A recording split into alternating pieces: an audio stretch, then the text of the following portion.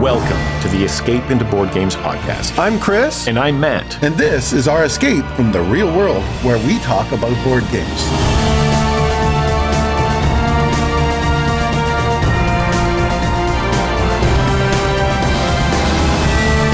In this episode, we talk about board games you can play when you can't operate heavy machinery. So please join us for the Escape into Board Games podcast.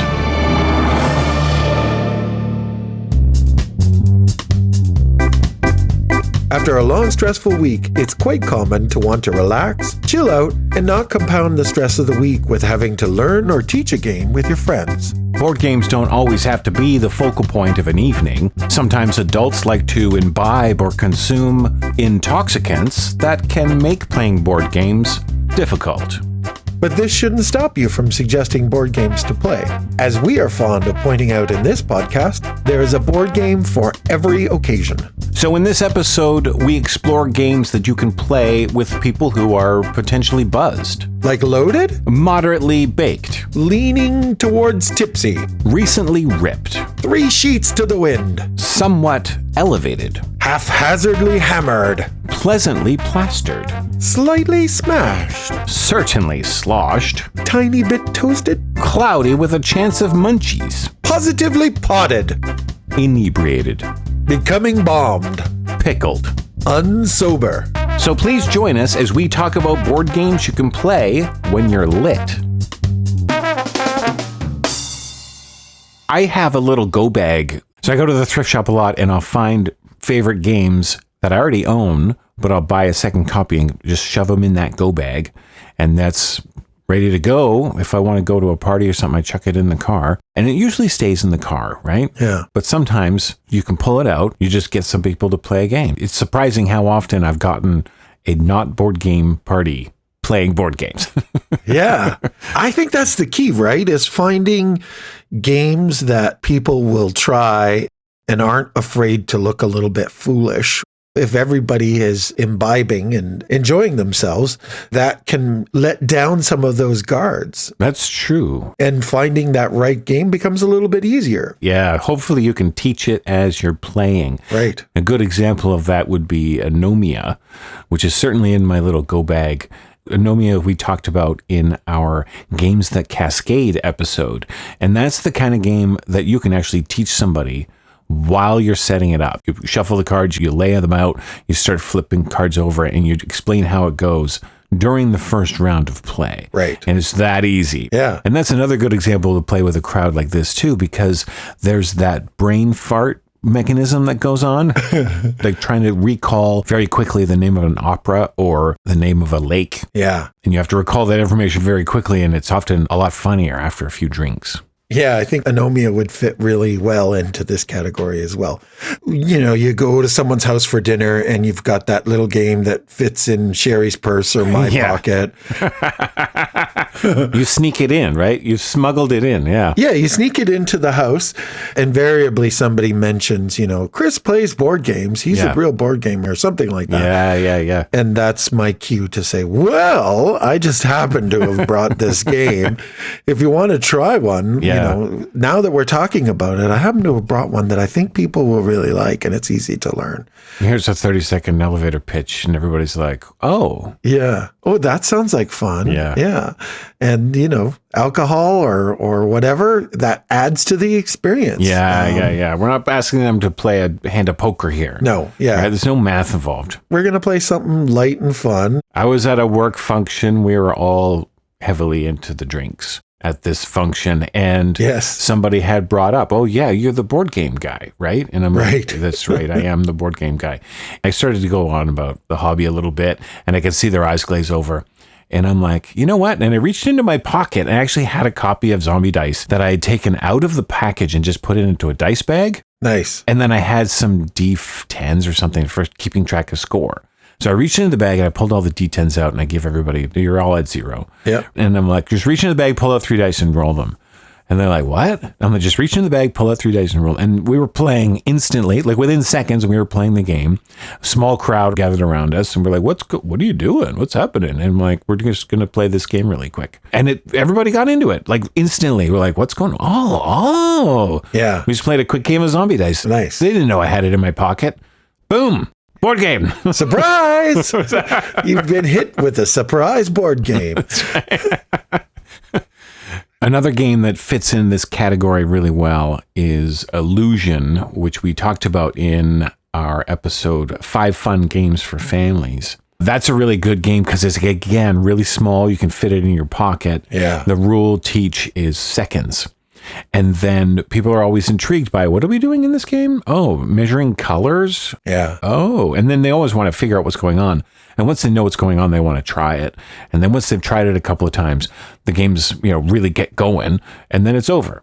Yeah, and that's a great one because what always happens in a game of Illusion is somebody says, no, that doesn't go there. It's so wrong. And you get sort of this debate and people clashing. And, oh, really? You think it should go there? I think the card should go over here. There's more blue in there than there is in this. Yeah. And gets the group talking and actually brings in the other people who either aren't playing or weren't interested initially and brings in their opinions too. Yeah. Which is good. Yeah, it's a crowd pleaser. Yeah. Tiny footprint, fits in your pocket. So that's a good example. I've had a lot of success with Ghost Blitz, actually. No way. When Ghost Blitz first came out, I brought it with me everywhere. And, we'd go over to someone's house for dinner or Thanksgiving or whatever. And I'd be like, hey, I've got this thing that just happened to fit in my oversized coat pocket. Yeah. You have to fit it in your coat pocket and get it past security. Yeah. What I find with that game is people start giggling and laughing. So the people who are at the party and they're like, no, I don't want to play. You guys play. Yeah. Or I'm going to go mix drinks or whatever. I'm not interested. They hear all the laughing and the, oh, no. Oh. That's right. And they come over and they watch for a little bit and they start laughing because it's just silly fun. Yeah. And that draws them in. Ghost Blitz, I guess, is, it's a game I love on its own. Like I play it. You can play it with anybody. But the game that I want to talk about first, it's a lot easier than that. Okay. And it's almost a mass market game. At this point. Yeah. I mean, a lot of people who don't play board games know this game. I've pulled it out at a few parties and people go, oh, I've played this. And I'm always surprised. Yeah, I'm experiencing that too. Yeah, it doesn't happen with other games that I bring out. Yeah. But this one does, even though, it's a hobby game publisher who are known for publishing games. This one, I guess, is sold at Toys R Us or something. I don't know. Mastermind, Toys R Us. Mastermind, Walmart, maybe. Everywhere. Yeah. Taco Cat Goat Cheese Pizza. Taco Cat Goat Cheese Pizza is a real-time pattern recognition party game for 2 to 8 players ages 8 and up that plays in about 30 minutes. Taco Cat Goat Cheese Pizza was designed by Dave Campbell and published by Blue Orange Games in 2018. Are you familiar with the different versions of Taco Cat Goat Cheese Pizza? There's a few. I'm not familiar with them all. I've got one different one here. I've got a Canadian one. You have the Canadian one? Yeah. I have the birthday one. And there's a Halloween one and a Christmas one. I want to get the Christmas one and the Canadian one. Yeah. Taco Puck Maple Syrup Canoe. And the birthday one is Taco Hat Cake Gift Pizza. Right. And I have to say the art on these cards are adorable. It's really cute. Yeah. These games all work the same. Yeah. It's just the words that are different. Each of the cards is one of those words. Yes. A taco, a cat, a goat, a piece of cheese, a pizza, or a piece of cake, a gift, but they're anthropomorphized. Yes. So they have little faces on them. Yeah. Kind of like Sushi Go. Yeah. Like the cards on Sushi Go. All the pieces of sushi have this little face. Well, in Taco Cat Goat Cheese Pizza, the taco has a face on it. The pizza has a face. Yeah. In the Canadian one, even the hockey puck has a little face on it with cheeks that are rosy. And actually, I should point out the Canadian one, it says Taco Puck Maple Syrup Canoe A. Oh. It's got the A on the end. You got to put that A. So if you play the canoe card, you have to say Canoe A? No, I don't think so. Yeah, so the base game works where it's just a deck of cards. You deal out a deck to each player. When it's your turn, you play a card from the top of your own personal little deck, playing it face up to the table, and you call out the next word in this 5-word chain. So I'd say taco, you would say cat, the next player would say goat, the next player would say cheese, the next player would say pizza, and then you just repeat. And you keep doing that until the card that you played matches the word that you've actually said.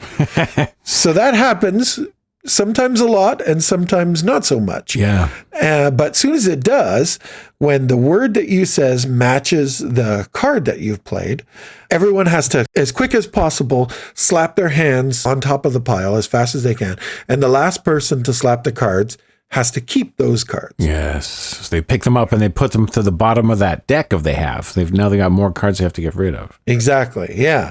And then whoever gets rid of their cards first wins the game. Simple enough. You can explain that in a lot less time than I just did if you have the cards in front of you. Players immediately go like, what do I have to say? How many words do I have to memorize in order? Right. And it's just like, relax. It's just these 5 words. I take the box and we just prop it up to the end of the table. Yeah. And after about 20 seconds, we're like, oh, right. Okay. I got it. But quite often we're not getting to pizza. Yeah. It's surprising how often you don't get all the way down to pizza. Exactly. You're like flip, flip, flip. And then somebody will do something because there's a really crucial rule, and that's the flinch rule. Right. If any player at any time flinches, like goes to Yeah. goes to put their hand on the pile thinking that there's a match, but there isn't a match, well, then they have to take the pile and add it to their supply. Right. And it's pretty obvious when somebody does it. Everyone's sitting around the table and one person's like, oh, yeah. And you're like, that's it. You got them all. Yeah, you got it. And everyone like laughs and points at them. It's hilarious. Yeah. I like how each of the slices of pizza look different. Some of the pieces are cheese pizza, some of them are deluxe, some of them pepperoni.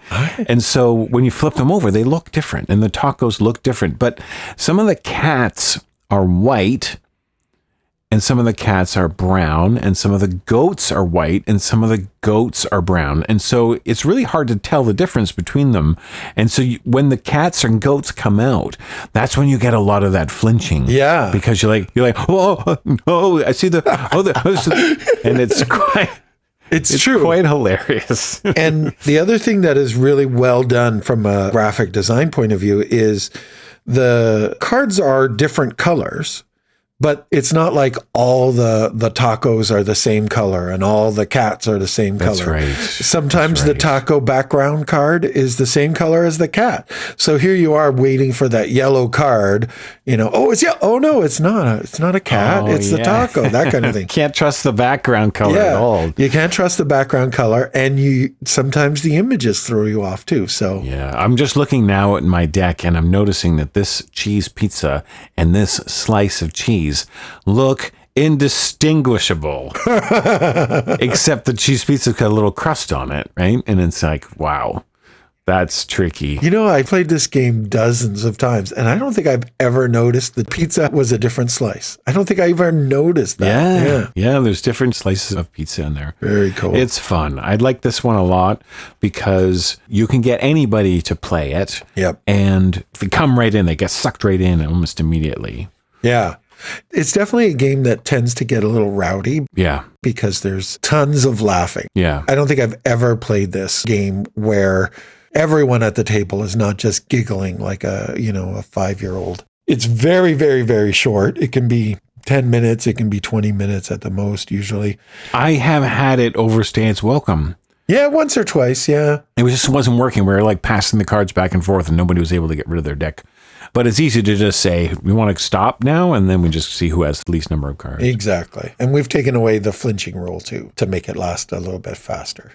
Yeah, that will. There's these random cards throughout the deck that are different than the 5 words on the cover of the box. Yeah, in every set, there's a set of, I think it's 3, right? 3 different special cards. There's not as many of these special cards as there are the other cards in the game. And when they are played, everyone has to react and put their hands in the middle, but usually they have to do something before they can put their hand in the middle of the table. And that's, I think, where the challenge of this game really comes in and where it really shines. Because it adds that twist to the normal thing that we're normally doing. Yeah. I love that. Just when you get used to the taco, cat, goat, cheese, pizza, taco, cat, goat, cheese, pizza, now all of a sudden you've got a groundhog in there. And when the groundhog card comes up, everyone has to bang their hands on the table, then slap one of their hands onto the deck saying groundhog. And again, whoever's hand is last, they collect all the cards. Yeah. So you're doing taco, cat, goat, groundhog, and you slap your hand. Everybody's doing it all at the same time. It's a chaos. Yeah, everybody does it all at the same time. And then there is gorilla. And when the gorilla card comes out, everyone has to take their fists and bang them against their chest like a gorilla. And then slap their hand on the middle of the table. And that part of the game stays the same. The groundhog and the gorilla sometimes are the same color. Yeah. And quite often players are rapping their knuckles on the desk. And then switching to chest. And then trying to get it in there. Yeah, you end up doing both things because they look similar. And again, your mind is having tricks played on it, right? Yeah. What's the third card in the base game? Narwhal. The narwhal, right. So this action that you've been doing the whole game of flipping cards or knocking on the table or your chest, now it switches and you've got to raise your hands above your head into this point to indicate narwhal. And that's just another part that messes with your game. And that's it. There's no other special cards. We're talking, 5 basic cards and 3 special cards. And that's all you have to know in terms of the rules is, what you do when you flip it and what happens when one of these 3 special cards come out. And you can start playing in seconds. Yeah. And it's a great party game, but it's a great party game for people who have been imbibing. I was interacting with an old high school friend on Facebook and this game came up. Right. And they were asking, how would you enjoy that? I'm like, wow. I did not know they played board games, but it's a far-reaching game. Yeah, it's almost a mass market hobby game now. It always surprises me when one of these games gets to that level, because why wasn't Ghost Blitz at that level? Yeah. Why wasn't this next game we're going to talk about at that level? This next game, everybody should have it in their junk drawer, right? Like everybody should have a copy of this game. Right. I don't know why it's not more ubiquitous. Right. Because it works in every situation, including this one. Rhino Hero. Rhino Hero is a hand management, stacking and balancing superhero tower building game for 2 to 5 players, ages 5 and up, that plays in about 15 minutes. Rhino Hero was designed by Scott Frisco and Steven Strumpf and published by Haba Games in 2011. So in Rhino Hero, we are building a house of cards, a tower in the middle of the table, and placing the Rhino Hero meeple on the floors to rescue its inhabitants. It's a stacking game, but it's a stacking game with a twist, right? Yeah. Because as you're stacking the pieces, they're giving you different actions and powers. That's right. Yeah. The cards themselves, when you're playing the game, feels to me a lot like Uno. Yeah. Because when you play a card on your turn, it's going to skip a turn. It's going to reverse the direction of play. I'm going to get 2 turns in a row, maybe. Yeah, which is great because that's this familiar mechanism that, everybody can go, oh, yeah, I know what reverse the order is, or that kind of thing. Exactly. In addition, there's also like a floor plan that tells the player where they need to build the walls. So on your turn, the person before you would have played a floor in front of you. The tower's set up. There's already a floor plan. You would take 2 walls from the supply, or maybe even 1 wall from the supply, and sort of place it in the necessary place on that card, and then take a card from your hand, which represents the next floor, and place that on top. Yeah. Balancing it on those walls. Like a house of cards. Yeah. And they're thick cards, so they're able to withstand this stacking. The walls themselves, they're sort of folded at a 90-degree angle. That's right. And you position them based on what the floor plan is. You position them in such a way that it can support the next floor above it. Once you've built the walls that you need to place, you take the card from your hand, place it on top, and that dictates what the next player has to build. Right. The player who gets rid of their cards first is the winner, or if the building falls over, it's the player with the least number of cards in their hand that's the winner. But this is the kind of game where really it's just one loser, right? It's just like, we're just going to keep building this until it falls over and ha on that guy. Yeah. You're the loser. Everyone else is the winner because they survived long enough. It's one of those games, it requires a certain level of dexterity. If you have shaky hands, it might not be, your sort of thing. That's right. When you aren't inebriated. But when you have been consuming some of the fun drinks, that can add to the fun, right? I mean, all of a sudden your hand is shaking or it's not as sturdy as it was. And you've got to kind of curse yourself for that as well. It just works so well in this setting, I think. Yeah. It's got that fun of Jenga, right? Yeah. Giant tower, except when it falls over, it's not going to make a horrible noise. Right. And pieces aren't going to go scattering everywhere. Yep. It's just paper. So when it falls over, it's going to be quiet. And so for that reason alone, for me, it's way better than Jenga. Yes. It should be more ubiquitous than Jenga. True. Very true. And it's that thing where, like you said, the cards are very familiar. We're each taking our turn. We know what's going on. I'm going to build my floor. Sometimes the tower gets really, really high, and that's just fun in itself. Yeah. Look at what we did. And then eventually it falls over. You scoop everything back up. You put it back in the box. And wasn't that fun, everybody? Yeah. It's short and it's quick, and it doesn't overstay its welcome. Yeah. It's so short and sweet. Yeah. One of the cards that you can play that will be a challenge for the next player after you is the Rhino Hero card. So there'll be a small floor plan and then a little icon where the Rhino Hero meeple needs to go. And if you're the first player to play that, then you take the Rhino Hero from the supply and then you put him in the building after you've put the floors on. Yeah. But if the Rhino Hero is already in the building, then you have to pick him up from the floor he was already on and gently place him on the new location. Right. Which is a lot of fun. Yeah, which makes it even harder. So this Rhino meeple, he's a thick wooden piece, really colorful. He's wearing a superhero costume. I think he's got a mask on his face, like over his eyes, and a cape. Yeah. He's kind of thick and heavy. So even just putting him on like the second or third floor can, make the whole thing shake a little bit, and if your hand isn't steady, it can make it fall. It's a challenge when you're sober, and especially if it gets quite high. It's just fun to watch. It's a fun game to play, but it's also fun to watch. Yeah. We would take this game to family camp.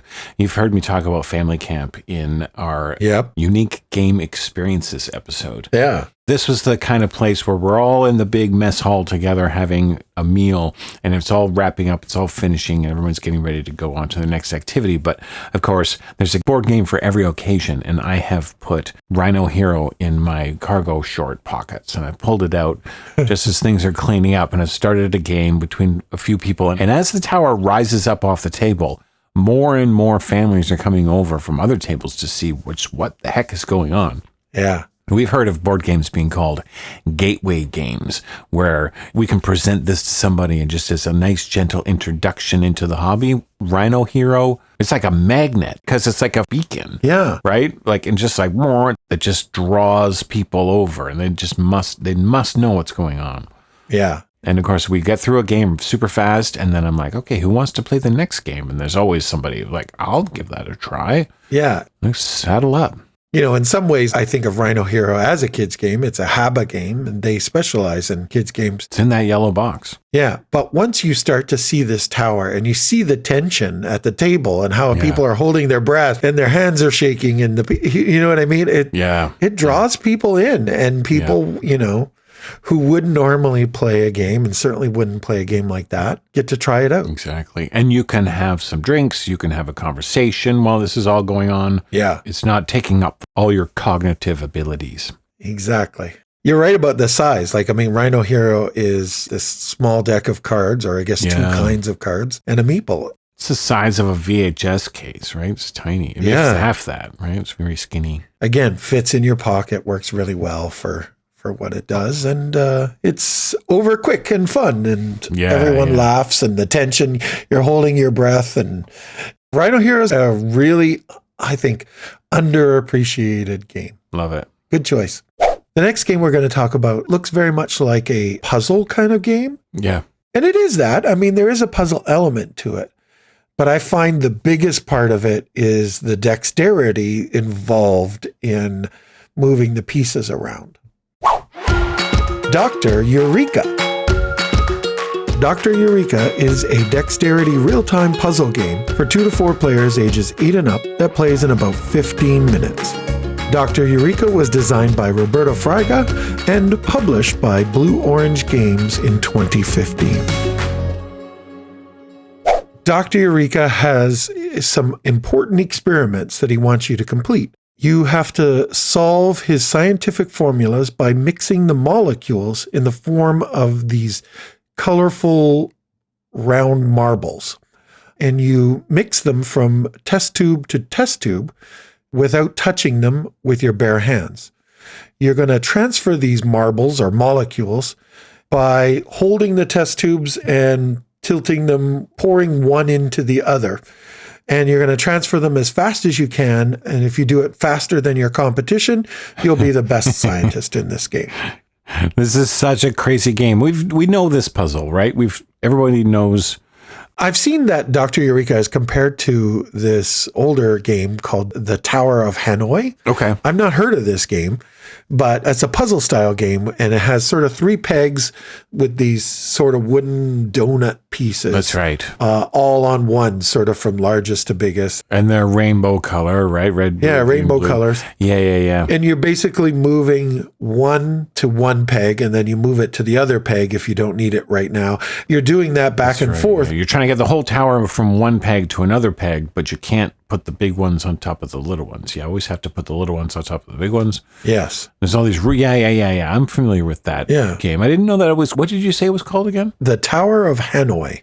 Huh. Playing Dr. Eureka, you've got 3 clear test tubes, and you're rearranging 3 pairs of molecules in these colored balls. How many balls can fit in one test tube? That's a good question. I think it's 4 if you push it. I forget. Hold on. Oh, nice. I just want to know real quickly how much room you have, how much space is available.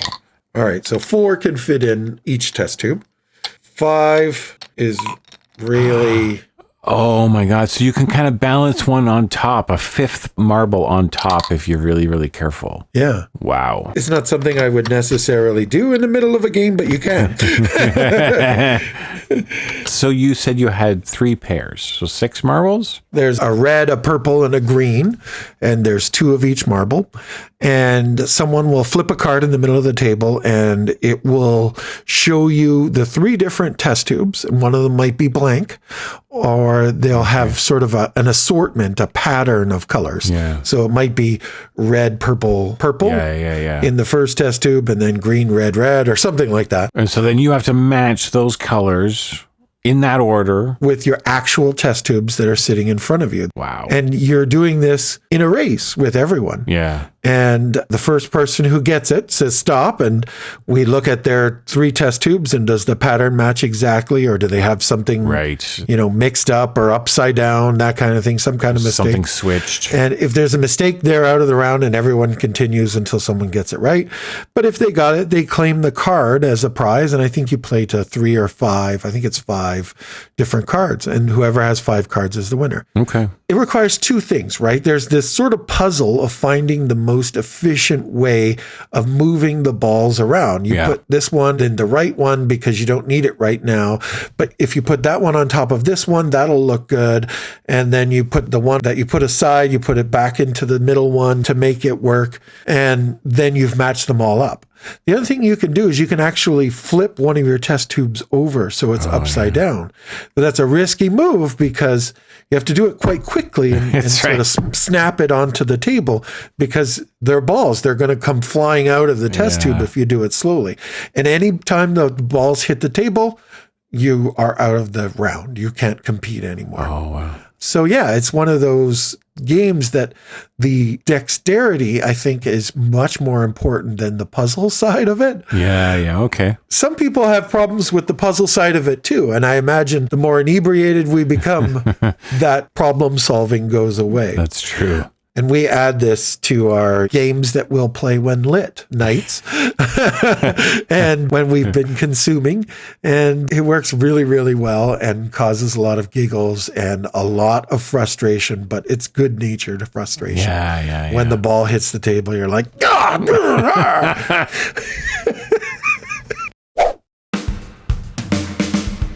We're going to get back to the show after a brief message. This next ad is for Chris's own company, Geeky Goodies.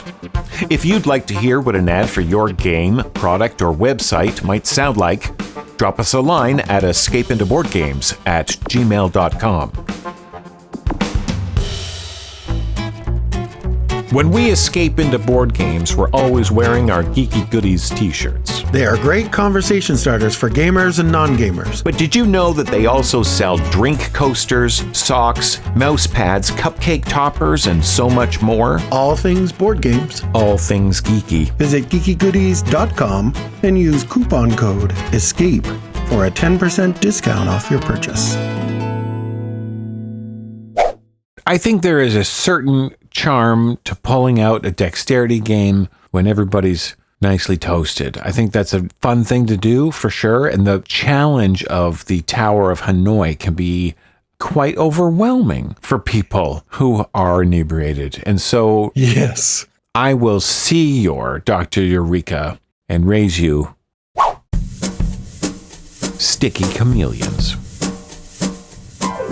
Sticky Chameleons is a real-time bug-catching dexterity game for 2 to 5 players ages 6 and up that plays in about 20 minutes.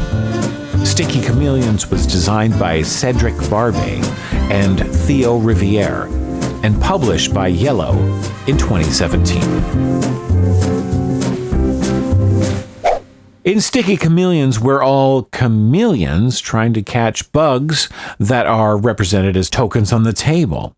It's a small box filled with cardboard bugs, and you basically take them out of the box and spill them onto the table so they're evenly distributed. I think there's like a hornet or a bee. There's 5 or 6 of those that are spread out, and we're not supposed to touch those.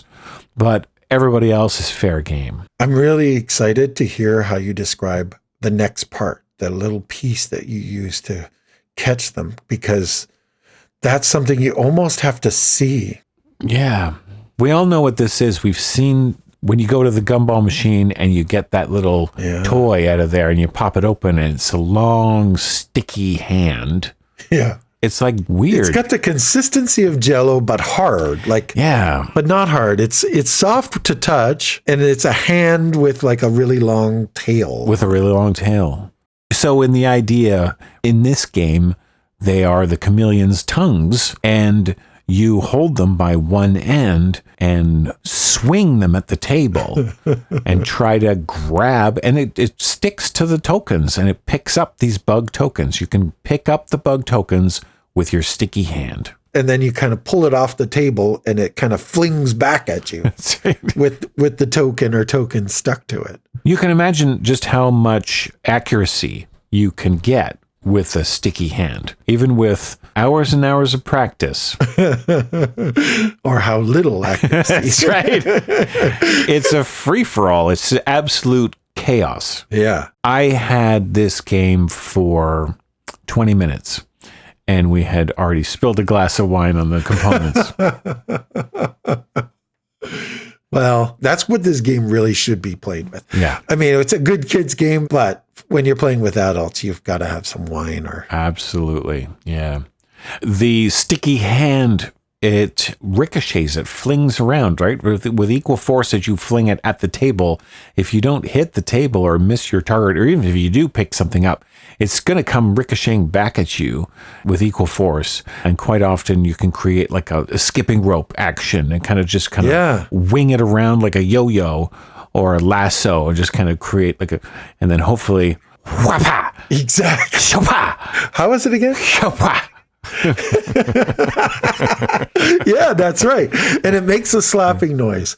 It's very rubbery too. Like you can make that thing stretch out far with just a little bit of force. Yeah.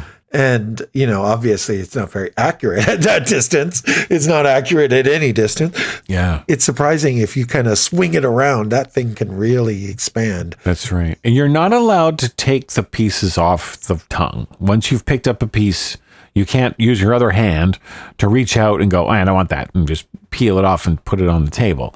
That's not allowed. But you can sort of give it a little wiggle, and hopefully the piece you don't want on your hand comes off, and you keep the one that you want. You're only allowed to pick up the target piece. We take 2 dice, and we roll them. One die will tell you what bug we're looking for, and the other die will tell you what color it will be, because there's 6 of every bug on the table. And so now that you're looking for, we need the blue dragonfly. And you're looking around, there's a blue dragonfly, and then you wind up. But by that time, somebody else has already found it, and they're winding up, and their sticky hand has come flying in.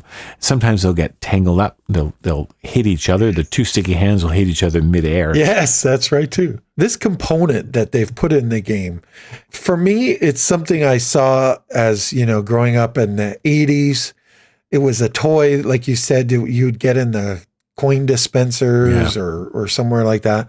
And I've not seen them anywhere since. Like, it's been 20 years since I've seen this until this game came out. And it's like, somebody made a game with this component. This is neat. You don't have enough kids in your life because, that could be. They're still around. They're still a thing. Are they? Yeah. Oh, okay, cool. It's one of those games that shouldn't be fun, but then when you're playing it, you're like, okay, no, actually, this is a hoot. And of course, if you're pickled, it's even harder. And, the giggling starts to happen, and, invariably somebody will slap themselves in the face, or a token will go flying behind them on the floor, which happened in our game, I remember. That's right. And that adds to the fun for the adults. It's not a legacy game, like you're not destroying the components as you're playing it, but admittedly, those sticky hands have a shelf life. Right. But it's a game up to 8 players or something, so there's a lot of sticky hands, and there's a few extra in the box. So there is some replayability in the box, but we are already missing a few tokens and missing a few pieces, but that's just fine. Yeah, it's not a game you can take seriously in any form. Yeah. So I think you're right. There is a thread of dexterity to the games that we're presenting in this episode. Yeah. The sticky hand is a really tricky thing to maneuver, and it's quite particular. And if it's not your jam, maybe this next one is. This next game can be really a strategic game. It is my favorite of all of the dexterity games. And what? Yeah, it is. The favorite of all the dexterity games. It's the best one, in my opinion. It's my favorite. And I love dexterity games. Sherry is always telling me we don't need another dexterity game. And I'm always saying, yes, we do. We need this one. You like this one better than Pitch Car? I like this one better than Pitch Car. And I like it better than Men at Work. It's got a lot of variety. If you don't like the stacking game we're playing, well, guess what? We're going to play a completely different one in 10 minutes. Exactly. Junk Art. Junk Art is a stacking and balancing art creation game that includes auctions, hand management, I cut, you choose, and drafting. Junk Art is for 2 to 6 players ages 8 and up that plays in about 30 minutes and was designed by Jay Cormier and Sen Fung Lim and was published by Pretzel Games in 2016.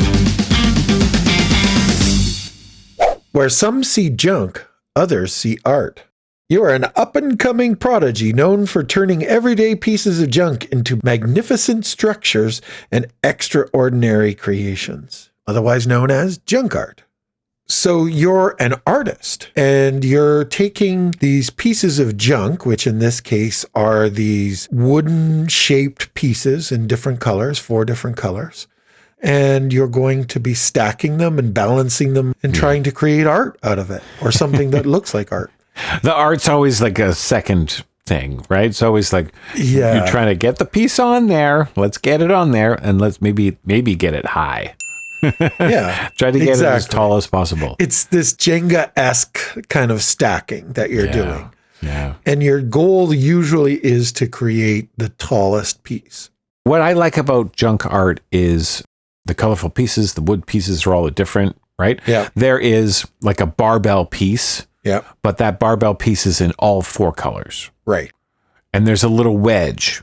And that wedge piece is in all 4 colors. Right. Right? It's all assigned. There's a certain number of pieces, and it's meant to be like that. Yeah. And certainly some pieces are harder to stack than others because there's a lot of rounded pieces and pieces that are pointy at one end or whatever. Sometimes they'll fit together. The flower pot will sit nicely on top of the little ball, or the long tube will fit inside the hole that's drilled into the plank, that kind of thing. Yeah. And then other times they just do not fit well together at all. That's right. You know, like most of these stacking games, you have to kind of use one hand.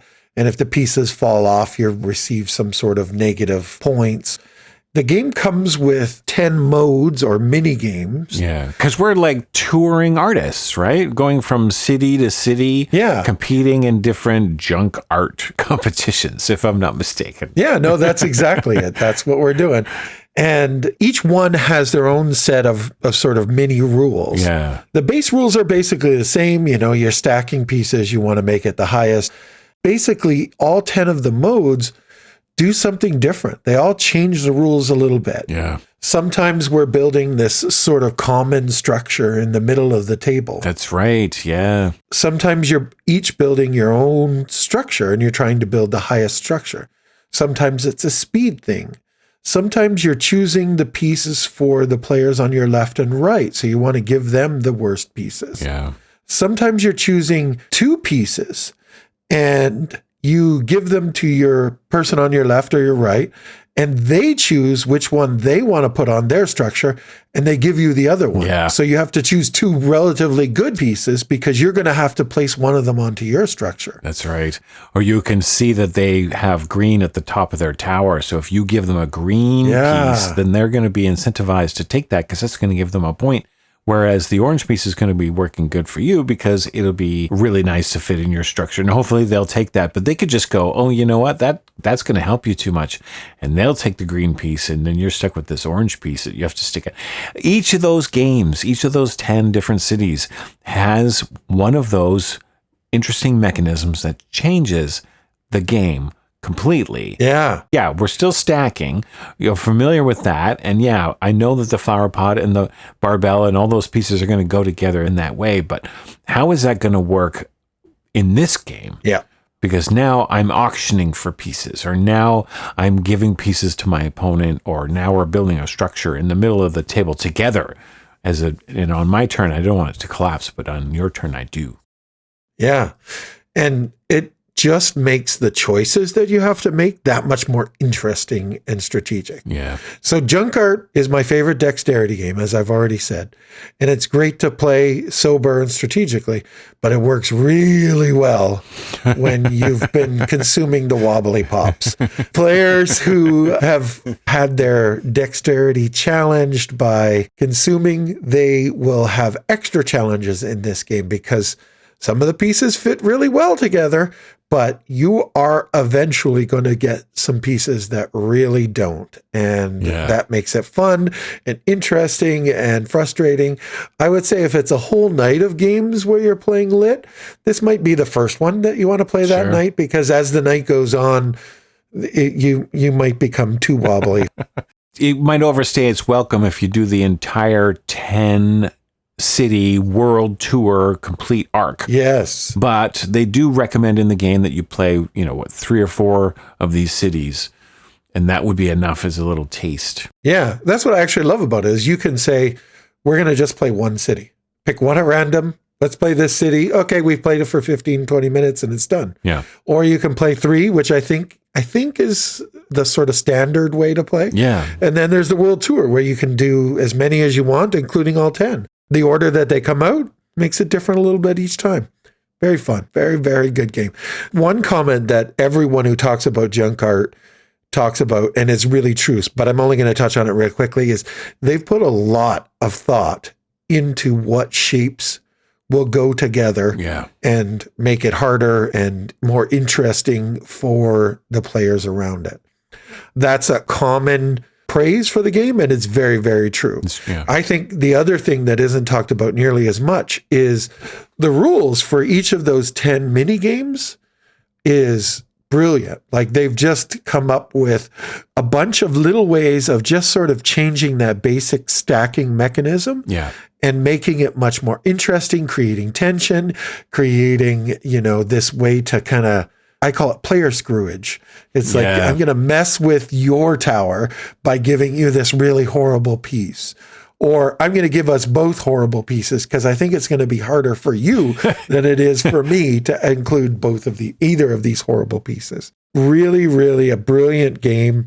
I love it. I've played a lot. If I had a complaint, my complaint is that there's not enough of these cities. Oh, wow. I want 50 cities because they're done so well. Yeah. I want to play this game over and over and for years. So there's room for an expansion, you're saying? Yes. Sherry, my wife, has actually play tested one of the expansions with the designer.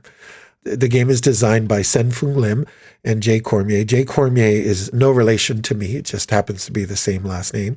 And at a playtesting event, Sherry got to play some prototypes of an expansion that the two guys are working on. Nice. So I don't know where they're at in terms of that. Okay. I think the game is out of print at the moment, but I know that they're shopping it and trying to get it republished. It is such a production, right? It's this big, giant wooden box. All the pieces inside are wooden. It's like quite robust. So yeah, to see it come back in print would be amazing.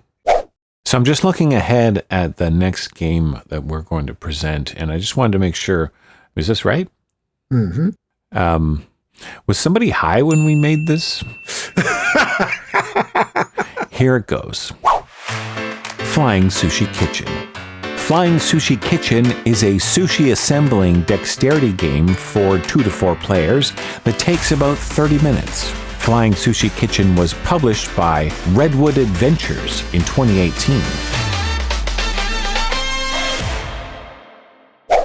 So Chris, have you ever taken a ping pong ball and a hairdryer and balanced it on the stream of air that comes off the hairdryer? Have you ever done that? I can honestly say that's not something I've ever even considered doing. Am I just a slightly nerdier kid than you? I thought this was a rite of passage. I thought... Okay. So we're familiar with what's going on scientifically there, right? Yep. You've seen that on YouTube videos or the Science Center when you can suspend a ball in midair by putting it in the path of a hairdryer. Something that blows air. Yeah. That is the chief mechanism that's going on with Flying Sushi Kitchen. If you can believe it, there's these little 1-inch styrofoam balls that are floating above what's like a hairdryer component. Most of the game is this hairdryer thing, and there are bamboo shoots coming off of it and in different heights. And then you turn it on, the air comes out, you take the styrofoam balls and you place them in that path of air, that puff of air, and they're trapped in that air and they wiggle around and they're hovering in midair. And then on your turn, you grab them with chopsticks. Yeah. And that is Flying Sushi Kitchen. And for all intents and purposes, it's not a game that should work in any way. Yeah. I played this game for the first time with you, and you'd found it at a thrift store. Yeah. And I was like, what on earth have you found? What are we doing? What are we doing here? What did you bring to my house? What is this giant box game with batteries? And That's right. It makes hair dryer noises. And the little sushi ping pong balls that are floating in the air, they have little faces on them, these cute little adorable sushis that are floating and bobbing up and down in the air. And it's just silly, ridiculous fun. Yeah. It's so much fun. On your turn, you get a card and there's a recipe, right? So many sushis, some ginger, some wasabi, and you're basically grabbing these things with chopsticks and putting them onto the plate and just trying to assemble the order. And if you can, if you can do it in the time allotted, then you win the card. And the cards have different points on them. There's 2 different lengths of time. Like I think it's 30 seconds and 45 seconds or something like that. You make it more challenging. Yeah. And the longer ones are worth less points and the shorter ones are worth more points. The more things you have to get, the more points that'll be on that card. It's really, really short, really, really silly. And you thankfully found another copy, a second copy, at the same thrift store and gave me that copy because I loved it so much. I was really sad. And now we both own Flying Sushi Kitchen. Here you are bringing out this ridiculous game, and I played it and I smiled and giggled the whole time and laughed, and we had so much fun. And then you took it home and I was just sad, like, oh, we're never going to play that. And I think like the next time I saw you, you were like, look what I found. I was so happy. This is right up your alley, man. Yeah. Big giant toy in the middle of the game. Yep. Cha-ching. You knew that I would like it before I did, I think. Yeah. And I brought it out and I've played it with my family. I've played it with our friends. And every time it's a hit. It's a huge hit. And everyone looks at it exactly the same. Like, what? You want me to grab the little ball with chopsticks? What? And then they start playing and then they're hooked. And the balls are falling all over the place. And that's right. Yeah. Some of the cards are all play. So everybody gets to grab at the sushi pieces all at the same time. It's such a clever little silly fun. Yeah.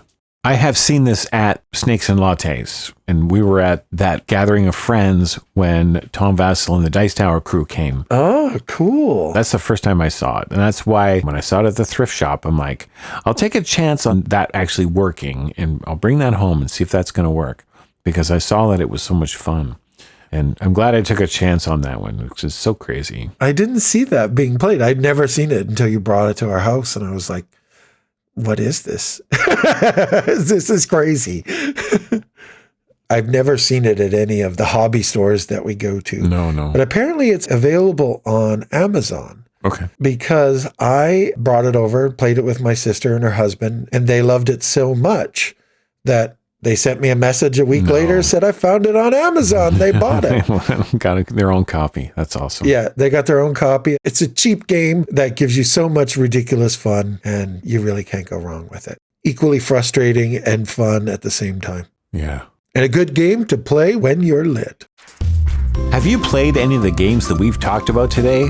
What's your favorite game to play when you're lit? Drop us a line at escapeintoboardgames@gmail.com. Thanks for listening to the Escape Into Board Games podcast. Be sure to check us out on Facebook, Instagram, YouTube, and TikTok at Escape Into Board Games. If you enjoyed this episode, please leave a review wherever you listen to podcasts. It helps more people discover Escape Into Board Games, and you can get an Escape Into Board Games t-shirt at geekygoodies.com/escapeintoboardgames. Or you can help us fuel the show by buying us a coffee at buymeacoffee.com/escapeintoBGS. This episode is produced by Matt McKenzie and Chris Cormier. Sound editing by Matt McKenzie. Production assistance by Sherry Cormier. Music by John Yasut and Daniel Carlton. See you at the next escape.